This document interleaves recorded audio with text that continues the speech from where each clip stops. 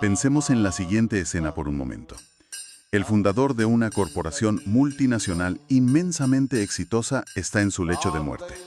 Uf, un momento crítico para cualquier empresa. Totalmente. El hombre sabe que su final se acerca y deja en su testamento una orden clarísima, en plan, cread una junta directiva democrática para que este proyecto sobreviva. Vale, una transición ordenada, lógico. Pues resulta que no. En el instante en que su corazón deja de latir, sus socios de mayor confianza esconden el testamento en un cajón. ¡Madre mía! Sí, se autoproclaman COOs absolutos, cada uno por su lado, y desatan una guerra civil interna que paraliza la organización durante 40 años. ¡Ostras! Es que las dinámicas de poder que vemos en las juntas de accionistas se quedan en un juego de niños cuando... Cuando hablamos de religión, ¿verdad? Exacto, porque cuando lo que está en disputa no es el dinero, sino la salvación del alma y, bueno, la autoridad divina, la cosa cambia. Y en ninguna parte vemos este fenómeno diseccionado con tanta precisión quirúrgica como en el documento que tenemos hoy sobre la mesa. Así es. Para quienes nos escuchan, el análisis a fondo de hoy gira en torno a un ensayo fascinante y bastante denso titulado Lealtad.pdf. Fue escrito en 2004 por un autor llamado Hare Krishna Dasa. Y es un texto profundo. Lo que hace es meter el bisturí a un nivel casi académico en las tensiones internas, las facciones y, bueno, las disidencias dentro de ISKCON. Claro, para situarnos, ISKCON es la Sociedad Internacional para la Conciencia de Krishna, o sea, el movimiento que popularizó los cánticos y la filosofía védica en Occidente a partir de los años 60. Eso es, el documento es un viaje alucinante a las entrañas de una crisis de sucesión. Analiza cómo reacciona una institución basada en la devoción pura cuando su líder carismático fundador desaparece. Y deja un vacío inmenso. Y nuestra misión en esta inmersión es desentrañar cómo estos grupos tan estructurados manejan un concepto tan abstracto y tan resbaladizo como es la lealtad. Que no es nada fácil de definir. Para nada. Queremos entender cómo se interpretan los textos fundacionales cuando hay un conflicto abierto. Y sobre todo, ¿qué ocurre en la vida de una persona cuando su búsqueda espiritual choca violentamente contra la jerarquía de su institución? Vale, vamos a desempacar esto. Pues para poner un pie firme, antes de entrar en los conflictos históricos, el propio autor del ensayo establece un marco filosófico clave. Cita una máxima de Srila Bhaktisiddhanta. Que fue el maestro del mismísimo fundador de ISKCON, si no me equivoco. Exactamente. La cita dice algo así como que la religión sin filosofía es fanatismo o sentimentalismo y la filosofía sin religión es especulación mental. Toda la crisis que vamos a examinar orbita alrededor de esta tensión. A ver, es la delgada línea entre obedecer ciegamente hasta caer en el fanatismo y racionalizar tanto las reglas que acabas destruyendo la fe que te unía al grupo, ¿no? Totalmente. Es un equilibrio dificilísimo. Pero antes de sumergirnos en los nombres, las facciones y el salseo epistolar, hay una regla inquebrantable que debemos dejar meridianamente clara hoy. Sí, esto es fundamental. A lo largo de esta conversación, mantenemos una postura de absoluta imparcialidad. Yo como anfitrión y tú como experta tenemos un objetivo puramente analítico. Vamos a exponer los argumentos, las teologías y las evidencias documentales que presenta este ensayo. Pero no estamos aquí para juzgar qué facción religiosa tiene la razón, ni para validar sus creencias. Somos observadores externos intentando comprender la mecánica de un cisma. Exacto. Dicho esto, ¿por dónde empezamos? Pues la mejor manera de comprender cualquier ruptura es ir directamente al punto de origen, al momento en que las grietas empezaron a formarse en los cimientos. Y la historia de cómo se forman esas grietas rompe muchos prejuicios, ¿eh? Uno pensaría que estas organizaciones nacen siendo impermeables y paranoicas desde el primer día. Aislando a sus miembros, claro. Eso es. Pero el contexto histórico del texto muestra lo contrario. Al principio, el fundador de ISKCON, Srila Prabhupada, no tenía ningún problema en que sus discípulos se relacionaran con sus propios hermanos espirituales. Es decir, con los otros discípulos que habían estudiado bajo el mismo maestro que él en la India, en una institución anterior llamada Gaudiya Mata. Correcto. Incluso organizaba estancias para que sus alumnos americanos y europeos pasaran tiempo con ellos. O sea, había muy buen rollo. Lo fascinante aquí es el motivo por el cual esa política de puertas abiertas se transformó casi de la noche a la mañana en una prohibición draconiana. El ensayo subraya repetidamente que este cambio de actitud no tuvo nada que ver con un debate teológico elevado. No fue una discrepancia sobre la naturaleza del alma ni nada de eso. Que va, fue una decisión puramente reactiva, basada en lo que el texto describe literalmente como experiencias vergonzosas e incorrectas. Y esa frase de experiencias vergonzosas esconde una historia de traición institucional brutal. Aquí volvemos a la analogía de la startup del principio. La del testamento en el cajón, esa misma. El maestro de Prabhupada, antes de fallecer décadas atrás en la India, había dejado instrucciones precisas para la gestión de su legado. Ordenó la creación de un GBC. Para que la gente que nos oye no se pierda en siglas, un GBC es una Governing Body Commission. Es decir, una comisión del cuerpo gobernante. Exacto. Básicamente una junta directiva espiritual pensada para liderar de manera cooperativa y colegiada. El mandato era gobernar juntos para evitar que el ego de un solo individuo destruyera la misión. Pero en cuanto el maestro falleció, los secretarios principales de aquella época ignoraron deliberadamente el mandato. Directamente no formaron la comisión. Nada de nada. Se autoproclamaron acaryas, que en esta tradición significa maestros supremos e infalibles, y al hacerlo sin autorización, parcelaron el movimiento original en pequeños feudos rivales. Un desastre organizativo. Una fratricida que duró más de 40 años. Y sin que se resolviera absolutamente nada. Y las consecuencias operativas de esos feudos eran cómicas y no fueran tan destructivas para los devotos. El ensayo relata que la gestión era tan ineficaz que en algunas facciones llegaban a cambiar de líder supremo hasta 3 veces en un solo año. Imagínate la inestabilidad. Claro, es como tener 3 CEOs distintos en una multinacional en 12 meses. La organización entera se paraliza. Al ver este espectáculo, Prabhupada trazó una línea roja. Entendió que enviar a sus estudiantes a codearse con esos líderes los iba a contagiar del virus de la política corporativa. Sí.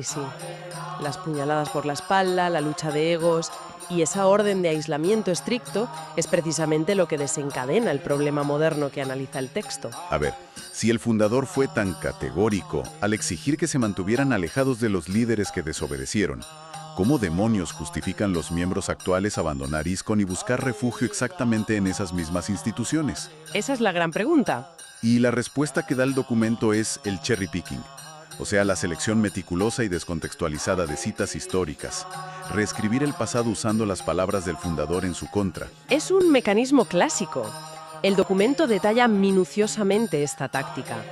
Quienes abandonan la institución argumentan que Prabhupada, en ciertas ocasiones informales, habló maravillas de un hermano espiritual en particular llamado Sridhar Maharaj.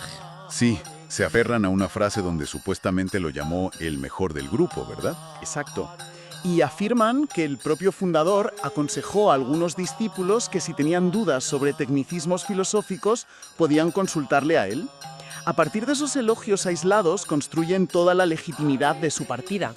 Pero el salto lógico es enorme. Pasan de esta persona sabe mucho de filosofía a tengo luz verde para abandonar mi institución y unirme a su grupo. Es un salto mortal, sí. Pero el autor del ensayo, Hari Krishnadasa, no deja que este argumento respire. Contraataca con el propio archivo epistolar del fundador. Muestra cartas que destrozan esa narrativa, en concreto una de abril de 1974. La carta a Rupanuga. Esa misma. El tono hacia ese mismo Sridhar Maharaja es diametralmente opuesto. Le acusa directamente a él y a sus asociados de ser los responsables de desobedecer la orden original de formar el GBC. De hecho, Prabhupada escribe explícitamente que esas personas carecen de la habilidad necesaria para predicar y que su influencia, lejos de ser beneficiosa, contamina a los estudiantes. Una palabra fuerte, contamina. Muy fuerte.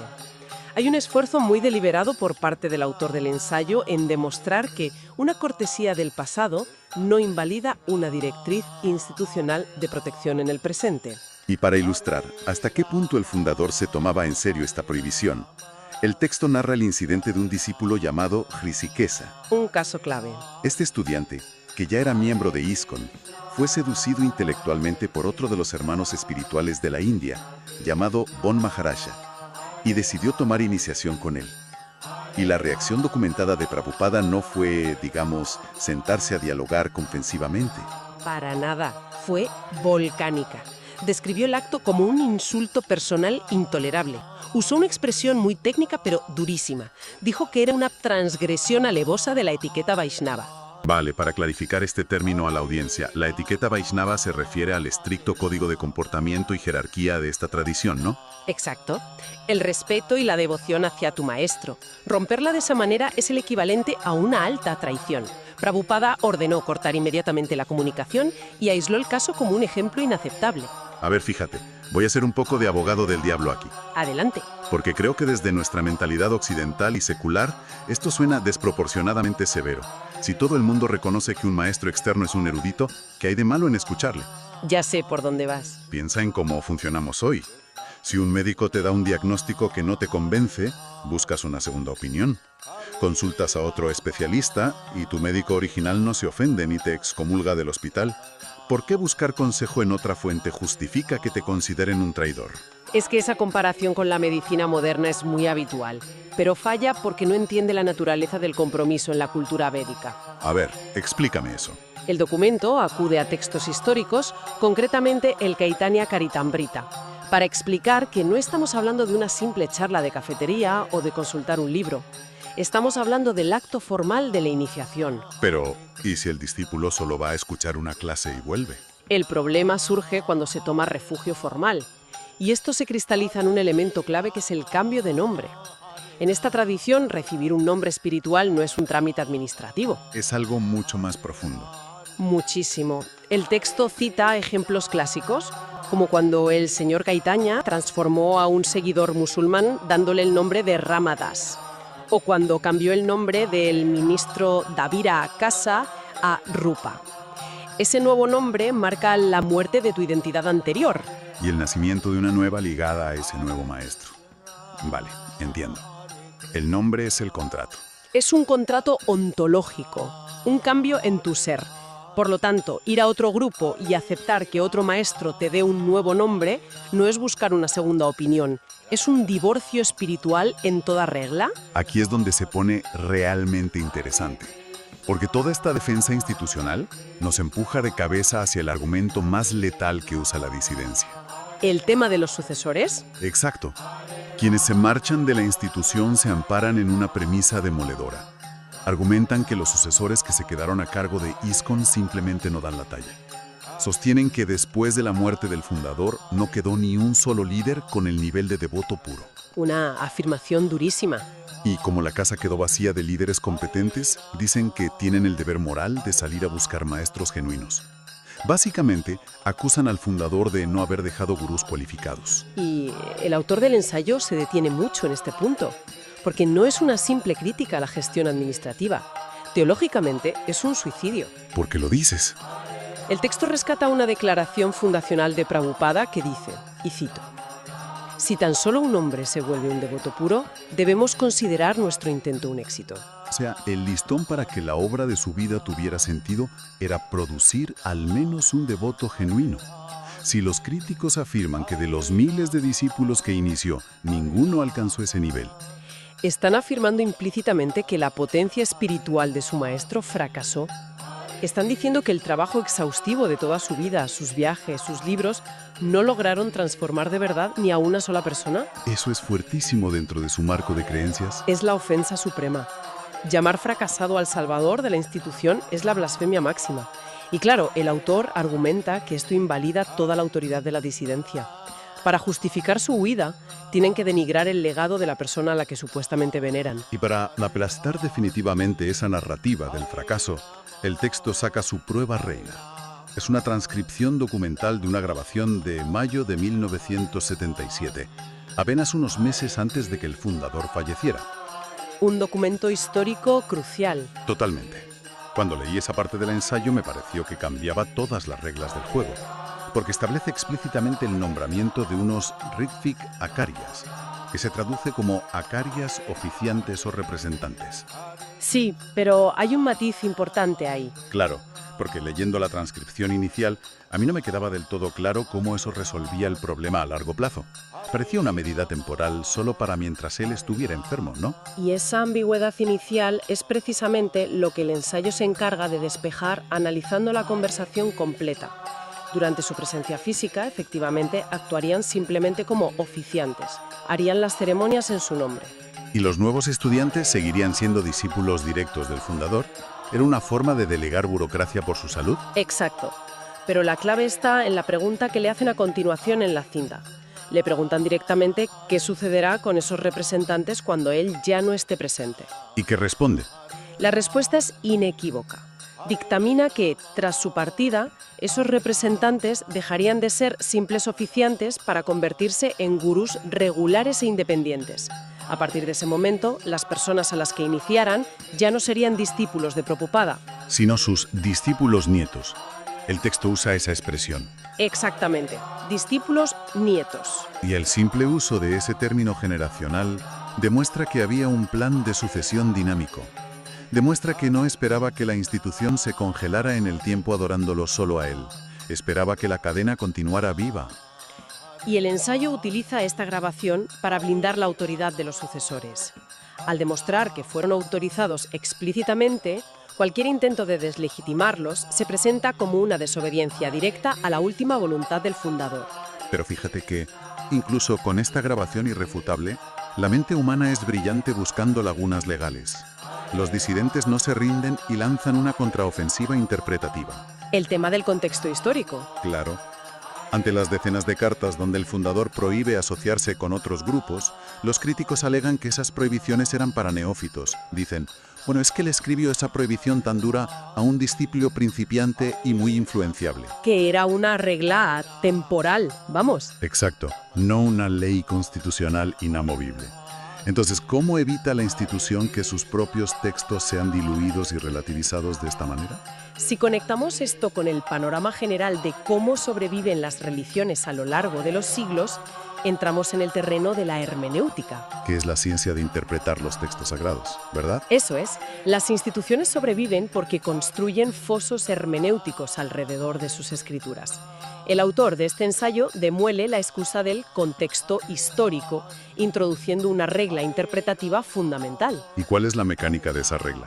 La regla establece que la universalidad de una orden no depende de quién es el destinatario de la carta, sino de la naturaleza del tema. El autor ofrece un ejemplo profano muy claro. A ver. Si un maestro le escribe a un estudiante diciéndole «cásate por segunda vez», es evidente que esa instrucción obedece a las circunstancias personales de ese discípulo en ese momento. Lógico, no significa que todos los miembros deban divorciarse de repente. Exacto, pero si en la misma carta el maestro le escribe «no tomes vino», la prohibición del alcohol dentro de su marco moral es un principio universal. Esa orden aplica a toda la sociedad, sin importar si el sobre iba para un principiante o para un erudito. Qué buen ejemplo. Entonces, el autor aplica esta lupa a las cartas donde se prohíbe la mezcla con otras instituciones y rescata frases tajantes, cosas como estrictamente nadie debe salir a escuchar conferencias de otros. Al usar palabras absolutas como nadie o todos, el ensayo cierra la puerta a la interpretación libre. Establece el aislamiento como una doctrina obligatoria. Y esto plantea una crítica recurrente, ¿eh?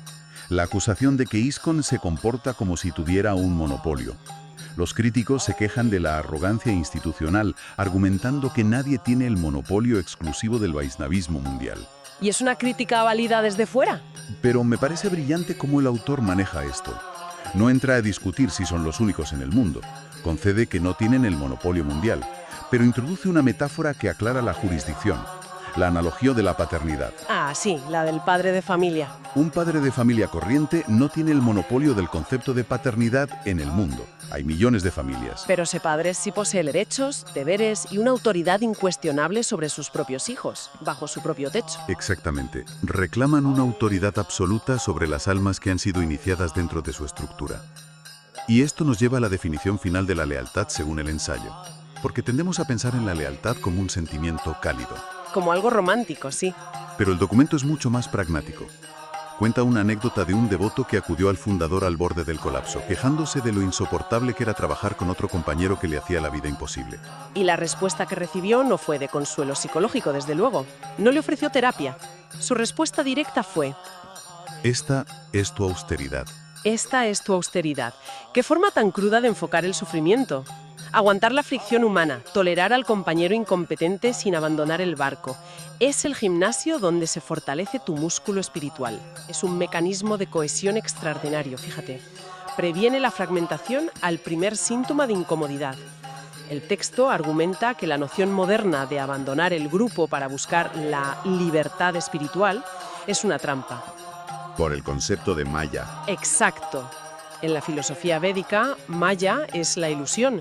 Creer que un ser humano puede ser verdaderamente independiente es la mayor ilusión de todas. O sea, si no te sometes a la jerarquía de la institución, Inevitablemente acabarás sometido a la tiranía de tus propios sentidos materiales, a tu ego, a tus caprichos. El documento establece que no existe el terreno neutral de la independencia gloriosa. todo ser humano está sirviendo a un amo, vamos. Eso es. Si rechazas la autoridad espiritual legítima creyendo que eres libre, en realidad te estás encadenando a los impulsos del mundo material. Que él cataloga como una gran alucinación. El texto cierra filas. La lealtad a la estructura y a la filosofía son indivisibles. No puedes amar la enseñanza y despreciar el vehículo que la transporta. Al final, lo que este análisis revela son los anticuerpos universales que genera cualquier estructura de creencias para sobrevivir. Vemos cómo la teología y las grabaciones se entrelazan para formar una muralla. La lealtad se convierte en una tecnología de supervivencia. Entonces, ¿qué significa todo esto? Hemos explorado la anatomía de un cisma. Hemos visto el mecanismo interno de una institución que se niega a fragmentarse y que exige a sus miembros enfrentar la fricción humana como disciplina espiritual. Y cómo blindan sus textos, claro. Exacto. Pero quiero dejar a quienes nos escuchan con una pregunta para meditar. Si aceptamos la premisa del texto de que la lealtad absoluta a la estructura es la única manera de mantener intacta la pureza de la misión, ¿Qué pasa con el tiempo? esa es la clave. ¿Qué ocurre cuando, con el inevitable paso de las décadas y los siglos, la institución cambia? Llega un punto histórico en el que la rigidez de esos muros, que originalmente fueron diseñados para proteger la fe, se vuelve tan pesada que termina asfixiando al espíritu mismo que pretendía salvar. Una paradoja fascinante. La eterna lucha entre el viento libre de la devoción humana y el hormigón armado de la burocracia. Ahí lo dejamos.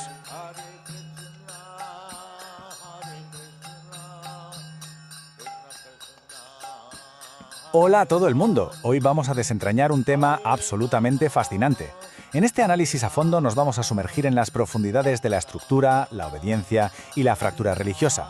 Y lo vamos a hacer a través de un ensayo interesantísimo titulado Lealtad.pdf. Es un documento que explora desde una perspectiva muy académica, pero a la vez muy interna, un fenómeno que afecta a un montón de instituciones a nivel global, aunque aquí se examina bajo la lupa específica del movimiento ISKCON. Vamos a mantener una mirada totalmente imparcial para entender cómo este texto construye capa por capa su argumento sobre qué significa realmente pertenecer a una estructura espiritual y qué pasa cuando esa misma estructura se cuestiona. Vamos a ello. Para que nos hagamos una idea de la hoja de ruta de hoy, vamos a tocar 5 puntos clave. Primero, el fenómeno de la disidencia. Segundo, la autoridad védica. Tercero, cómo el texto refuta a los disidentes. Cuarto, el tema de los gurús instructores externos. Y quinto y último, la lealtad a ISKCON. Bueno, para empezar, quiero que nos planteemos esta pregunta sociológica central, que es básicamente el gancho de todo el ensayo. ¿Qué sucede cuando un movimiento religioso global se fractura y sus miembros empiezan a buscar organizaciones, digamos, primas?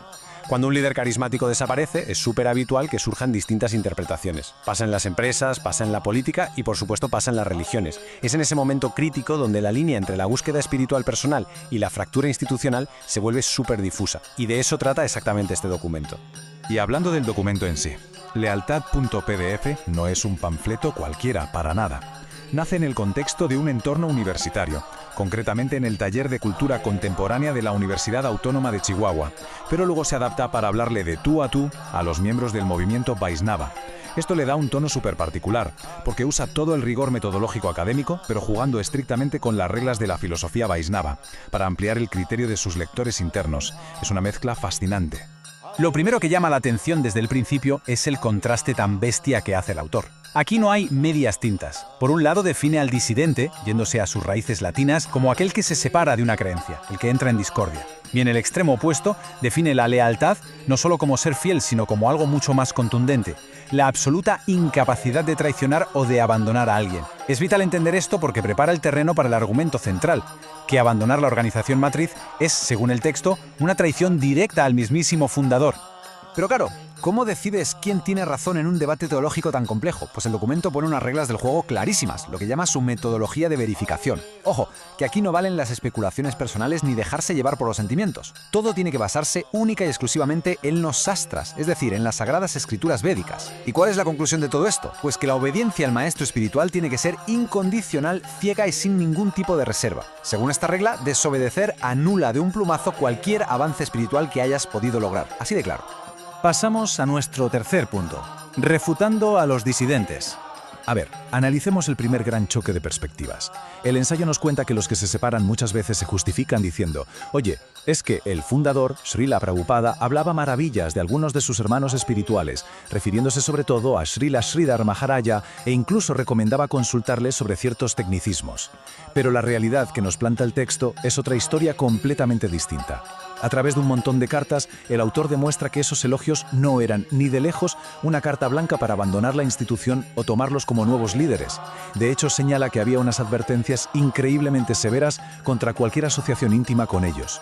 Para que veáis a qué nivel llegaba esto, el texto saca a relucir una carta crucial de 1974 dirigida a Rupanuga. En ella, el fundador se muestra tajante.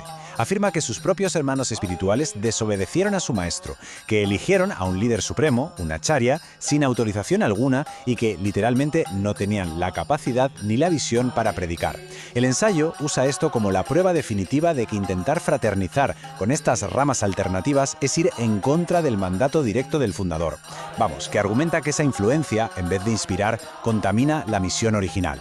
Y esto nos lleva al cuarto punto de nuestro recorrido: los gurús instructores, o siksha, externos. En estos cismas institucionales es súper común escuchar la típica frase de «el gurú es uno», ¿verdad? Se usa muchísimo para justificar el irse a buscar maestros de otras ramas. Quienes disienten dicen que solo buscan una guía espiritual más elevada en figuras ancianas que están fuera de ISKCON. Pero el ensayo corta esto de raíz. Apoyándose en la obra Harinam Chintamani, argumenta que un verdadero Siksha gurú, un gurú instructor, jamás bajo ningún concepto puede diferir ni contradecir al maestro fundador. Y claro, como el texto ya ha dejado clarísimo que los líderes externos desobedecieron en su momento, pues quedan totalmente invalidados como guías legítimos. De hecho, la cosa se resume perfectamente en esta cita innegociable extraída de una carta a un discípulo llamado Nitai. Dice así: estrictamente nadie debe salir a escuchar conferencias de otros. No hay margen para la ambigüedad. El texto recalca que la institución tiene tolerancia cero hacia esta búsqueda externa.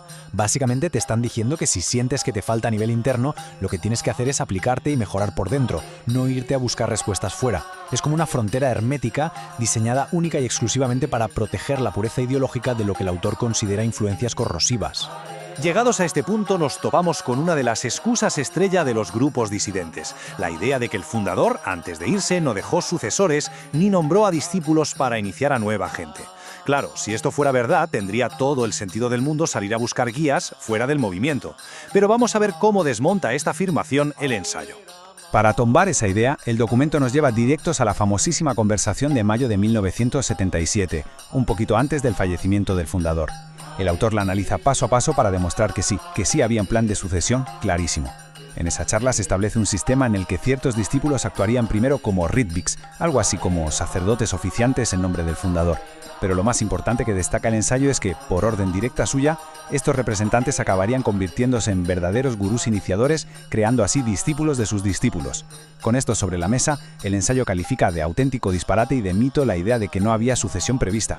Aun con todas estas pruebas, el texto reconoce que siempre queda un último as en la manga. Decir que todas esas prohibiciones tan estrictas de las cartas eran instrucciones locales, para novatos o neófitos muy particulares, y no aplicaban a los devotos ya experimentados. Y aquí es donde el autor saca a pasear un concepto fascinante, la hermenéutica universal. El ensayo nos dice lógicamente, a ver, si te ordenan casarte, vale, eso es algo particular, pero si te ordenan no beber vino, eso es universal. Y aplica esta misma lógica a las cartas del fundador.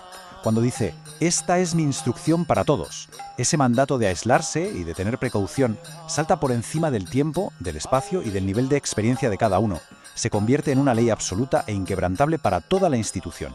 Lo que nos deja a las puertas de nuestro quinto y último tema, la lealtad a ISKCOP. Nadie niega que la filosofía Gaudia Vaishnava es inmensa, muchísimo más grande que una sola organización. Y los disidentes se agarran a esto diciendo, oye, que ISKCON no tiene el monopolio de esta religión. ¿Y sabéis qué? El documento admite sin tapujos que esto es totalmente cierto. No hay monopolio, pero introduce una idea institucional que es una genialidad. El derecho de paternidad. Es como un padre. Un padre no tiene el monopolio mundial sobre cómo educar a los niños, pero sí tiene el derecho totalmente indiscutible de guiar y corregir a los suyos. Pues el texto argumenta que pasa exactamente igual. El fundador y su institución tienen un derecho inalienable sobre las almas que han iniciado. Por lo tanto, disentir y marcharse es romper un pacto filial sagrado. Y atención, porque aquí llegamos a la que probablemente sea la conclusión más potente y realista de todo el ensayo. Es súper curioso, pero al final resulta que la prueba de fuego espiritual se parece muchísimo a lidiar con el departamento de recursos humanos de tu empresa. El texto se quita las gafas del idealismo y reconoce que las organizaciones están llenas de fricciones humanas. Cuenta que cuando un devoto se quejó de lo difícil que era convivir con un compañero, la respuesta literal del fundador fue: «Esta es tu austeridad». Imaginaos eso. El documento eleva el simple hecho de tolerarse mutuamente a la categoría de práctica espiritual suprema. Seguir al pie del cañón, dentro de la estructura, tragándote los choques de egos, la burocracia o las diferencias de opinión, no se presenta como un fracaso, sino como la mayor, la más dura y la verdadera expresión de lealtad al fundador. Para cerrar este análisis, quiero que nos quedemos dándole vueltas a esta pregunta. ¿La verdadera fe se demuestra explorando el camino de forma individual o manteniendo una lealtad a prueba de bombas hacia la estructura original de un fundador? Lealtad.pdf nos plantea un caso súper estructurado, hermético y apasionado defendiendo que la obediencia institucional es el vehículo definitivo para avanzar espiritualmente. Traza una línea que no se puede cruzar entre buscar la verdad por tu cuenta y el deber filial de sostener lo que dejó el fundador tolerando todas sus imperfecciones. Al final, nos toca reflexionar personalmente sobre ese eterno y delicadísimo equilibrio entre nuestras ganas de explorar libremente y la fuerza magnética de una lealtad inquebrantable. Muchas gracias por acompañarnos en este desglose. Esperamos que os haya arrojado un poco de luz sobre la complejísima arquitectura del compromiso institucional. Hasta la próxima.